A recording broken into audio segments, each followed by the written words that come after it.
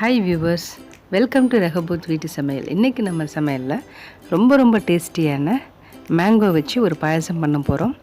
அது எப்படி பண்ணலான்னு பார்க்கலாம். அதற்கு தேவையான பொருட்கள்: மேங்கோ, முந்திரி பருப்பு, பாதாம் பருப்பு, பிஸ்தா, சார பருப்பு, ஏலக்காய் 2 எடுத்துருக்கிறேன்.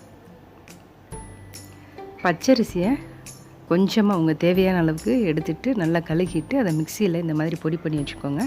அப்புறமா கொஞ்சம் சுகர் எடுத்துருக்கிறேன். இந்த முந்திரி பருப்பு, பாதாம், ஏலக்காய் இது 3ஐயும் நம்ம மிக்சியில் கிரைண்ட் பண்ணி இந்த மாதிரி பொடி போல் ஆக்கி வச்சுக்கலாம். 1 லிட்டர் பால் எடுத்திருக்கேன். நான் இதில் தண்ணி எதுவும் ஊற்றலை. ஒரு மேங்கோவை நான் நல்லா மிக்சியில் இந்த மாதிரி அரைச்சி வச்சுருக்கிறேன்.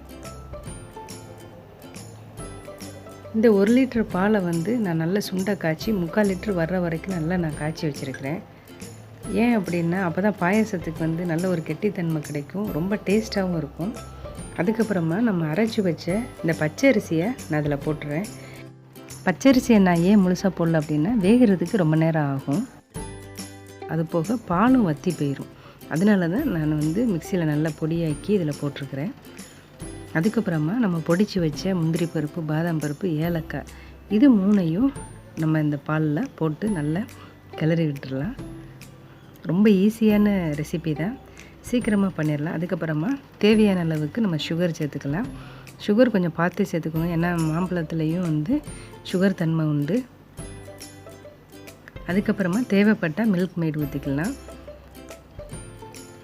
அப்புறமா நம்ம அரைச்சி வச்சுருக்கிற இந்த மேங்கோவை இதில் போட்டுடலாம். ரொம்ப ஹை ஃப்ளேமில் வச்சிடாதீங்க. இந்த பாயசத்தை லோ ஃப்ளேம்லேயே பண்ணுங்கள், இல்லை அப்படின்னா அடி பிடிச்சிரும். மேங்கோவை போட்ட உடனே நம்ம ஸ்டவ்வை ஆஃப் பண்ணிடலாம். அந்த சூடுலேயே இதை நல்லா நம்ம கிளறி விட்டுகிட்டே இருக்கலாம். ஏன் அப்படின்னா மேங்கோவினுடைய அந்த ஃப்ளேவர் வேறு மாதிரி ஃப்ளேவர் ஆகிரும்.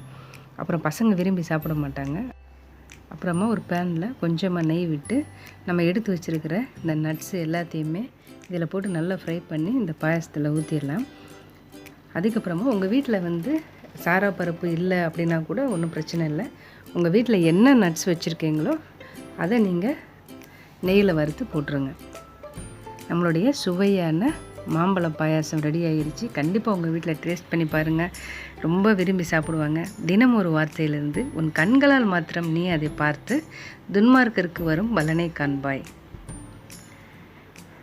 தொடர்ந்து சேனலை லைக் பண்ணுங்கள், ஷேர் பண்ணுங்கள், சப்ஸ்கிரைப் பண்ணுங்கள். பக்கத்தில் இருக்கிற பெல் ஐக்கானை கிளிக் பண்ண மறந்துடாதீங்க.